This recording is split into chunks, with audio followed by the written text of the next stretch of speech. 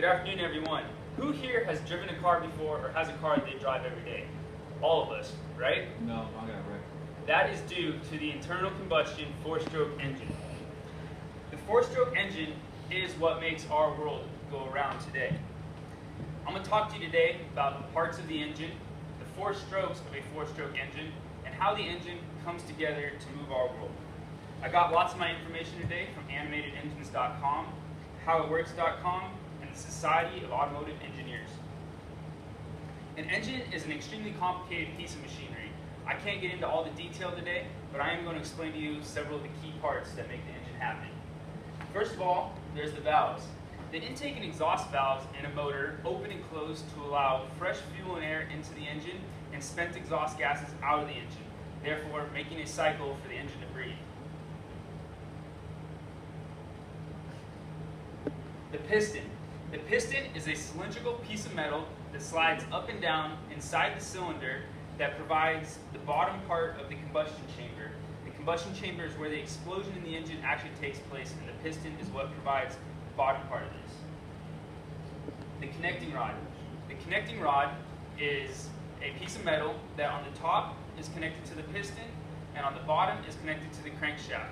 The connecting rod rotates on the top and the bottom so it can change angle as the piston goes up and down in the cylinder. The crankshaft.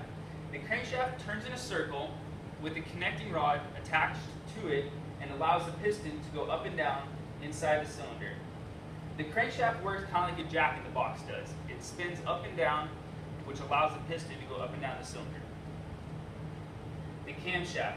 In an internal combustion engine, the camshaft is a round piece of metal with higher and lower lobes on it. These lobes are what push open and close the valves and let the air in and out of the engine. The cylinder. The cylinder is the center part of the engine. The piston travels up and down in the cylinder, and the cylinder provides the walls for which the explosion inside the motor takes place. Now that I talked to you about some of the key parts of the engine, I want to talk to you about the four different strokes. This animation right here is from animatedengines.com, and it will show you, I'll go over with you what the four separate strokes of the motor are. The first stroke is the intake stroke. You can see this happening. We'll wait for it to come around. But you can see it happening. This is the intake valve right here. The intake valve will open up and allow fresh air and fuel into the engine. That is the intake stroke as the piston goes down. The next stroke is the compression stroke.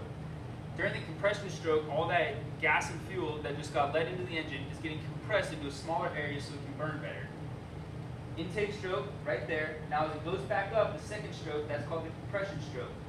The third stroke is the combustion stroke. During the combustion stroke is also known as the power stroke because that is where the fuel and air mixture that is now tightly packed into a small space explodes and makes the power. You'll notice this happens right here. We have our compression, and right here is our combustion stroke, where the power is being made. The final stroke of the motor is the exhaust stroke. Now that fuel and air that was inside the cylinder has been expended, it needs to be let out of the motor for more to come back in. That is called the exhaust stroke. We'll let it come back around to it.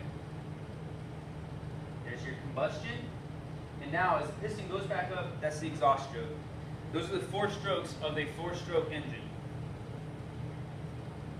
Next, I'm going to explain to you some of the parts of the or how the processes of the engine come together. First of all, you have the crankshaft down here, which is rotating a circle. This pulls the piston and the connecting rod up and down in the cylinder. Next, you have the camshafts. This is a dual camshaft motor. You can see them up here. These are the lobes I was referring to on the camshaft that push the valve open or close. As you can see, it comes around and pushes the valve open, which allows the engine out, or the exhaust out of the engine. Next, you have the piston. As you can tell, the piston slides up and down in the cylinder, providing the making the combustion chamber. Those are the four processes that make the engine come together and work as one. I think that you'll agree with me that the internal combustion engine is an extremely complicated piece of machinery, but it's one that